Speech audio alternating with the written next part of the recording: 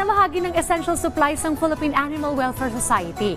Hindi lang po para sa tao, kundi maging sa mga hayop na naapektuhan po ng nagdaang bagyong Enteng. No pets left behind sa panahon po ng bagyo at iba pang mga kalamidad. Maliban sa tao, apektado rin po ang mga alaga po nating hayop. Kaugnay nito, nagsagawa po ng disaster relief operations ang Philippine Animal Welfare Society sa Barangay Nangka sa Lungsod Marikina.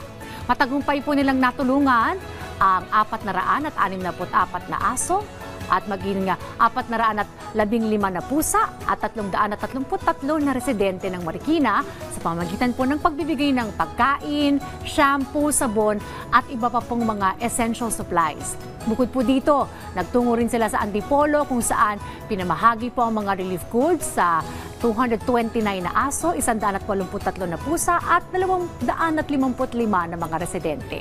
Ang mga ganitong hakbang po ng grupo ay nagpapakita ng kanilang dedikasyon sa kapakanan ng mga hayop at kanila pong mga tagapag-alaga, lalo na po sa panahon ng kalamidad.